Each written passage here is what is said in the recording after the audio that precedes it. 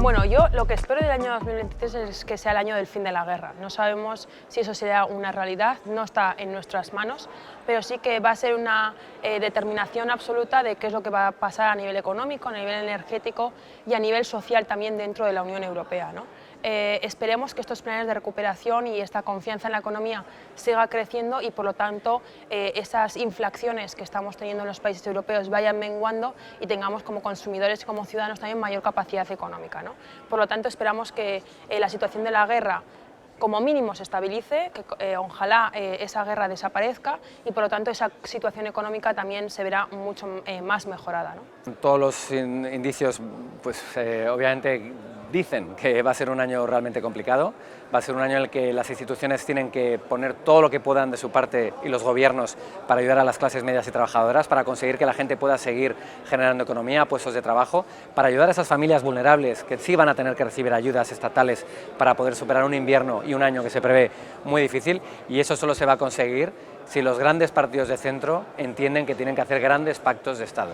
Uno de esos grandes pactos de Estado es conseguir reformas estructurales que nos preparen para ese año, y no solo para el próximo año, para los próximos años, como puede ser hablar como adultos de la reforma del sistema de las pensiones, que eso es una de las claves, o hablar también de cómo se van a utilizar los fondos europeos, que como ya estamos viendo en España, prácticamente nos han ejecutado por la incapacidad de un gobierno que piensa más en regalar dinero por votos que en reformar el país. A nivel económico no, solo hay que ver las proyecciones que ha hecho el Fondo Monetario Internacional o el Banco Central, es decir, va a ser un año bastante peor. Yo le puedo dar la cifra, que no me la sé de memoria.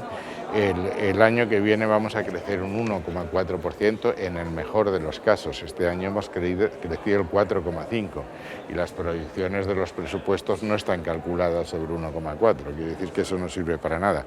Y la inflación estará en el 5,6%, que es muy alta. Y la subyacente, que es la importante, cuando usted quita alimentos y energía, que son elementos volátiles, pues no va a bajar de 3,5. Y usted sabe que la inflación subyacente tiene que estar por debajo del 2. Y tenemos un problema. La crisis ha sido una crisis externa, como fue la crisis financiera de Lehman Brothers. Pero ha sido la aguja que ha pinchado una crisis interna. Es decir, nosotros hemos entrado en esa situación de crisis mundial con un tejido productivo muy débil, porque tenemos tres pecados difíciles de perdonar. El paro tenemos un 12%. El mejor año que tuvimos, que fue 2007, estaba en un 8%, que nos puede parecer ahora una cifra mágica, pero que compara muy mal con el resto de Europa. Comparo en sectores como jóvenes, mujeres y mayores de 25 años. En productividad, el gran problema es que todo el empleo que se está creando, fundamentalmente porque es en el sector público, es muy poco productivo. Y no estamos en horas trabajadas, estamos en menos empleo que antes de la pandemia. Y el gran problema, que es el desequilibrio de las cuentas públicas. Europa te dice, la cifra es, la palabra es déficit estructural, que es elimine usted de gastos e ingresos lo que son extraordinarios. En una familia, si te ha tocado la lotería, eso lo quitas porque no te va a tocar todos los años. O si te ha casado una hija, no sé que tengas muchas, tampoco te cuesta todos los años. Eso es déficit estructural. Y Europa te dice 0,5% del PIB y estamos en el 6%. Y eso explica muchas de las posturas que tiene el presidente Sánchez en Europa. Cuando ha puesto pies en pared porque Alemania destinaba 200.000 millones de euros para aliviar la suerte de empresas y familias que más sufren con el coste de la energía, dice que eso rompe el mercado interior, lo cual es difícil de mantener cuando ha sostenido antes la excepción ibérica. Pero lo hace, los alemanes lo hacen porque tienen la hucha llena y la usan para estos casos. Y nosotros, como tenemos la hucha vacía, pues no hemos funcionado. Es decir, es que esto, ya lo dice el Evangelio, son las vírgenes necias y las vírgenes prudentes. Cuando les dicen enciendan el candil que viene el Señor, las que no tienen aceite no tienen candil que encender. Y eso es lo que nos está pasando y lo que nos va a pasar el año que viene. Por eso España es la que más ha sufrido con la crisis, la que más va a tardar, la que menos ha podido ayudar a familias y empresas con fondos propios porque no lo tiene, y la que más va a tardar en salir de la crisis. Y es que esto no hace falta ser Keynes para hacer estas consideraciones, sentido común. Bueno, vamos a ver, en general no nos hemos recuperado, yo creo que ningún país ha recuperado de lo que supuso la crisis del COVID, la liquidez que hubo que inocular en el sistema y el resultado de inflación que de una manera u otra están sufriendo todos los países. Son las empresas y son las familias las que están pagando con la inflación pues un recalentamiento de la economía.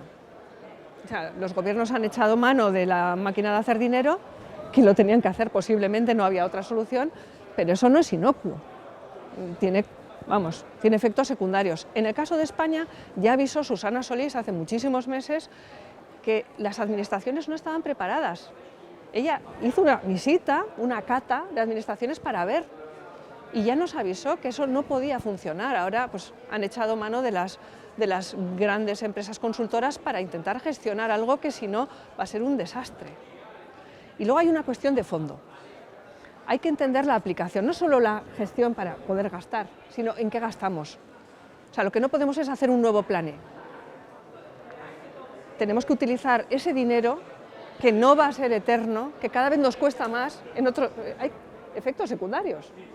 Tenemos que gastarlo en algo que pueda servir para el futuro, no en dejar una deuda para el futuro, sino en tener inversiones que puedan ayudar a que nuestras economías sean competitivas, se puedan generar nuevos empleos y sobre todo la gente joven pueda tener futuro y no, en fin, no convertirse en agentes subsidiarios de potencias emergentes. Tenemos que salvar nuestro futuro, tenemos que pensar en clave europea, no vale pensar la soberanía como en el siglo XIX, eso es una estupidez, y tenemos que pensar en gastar bien.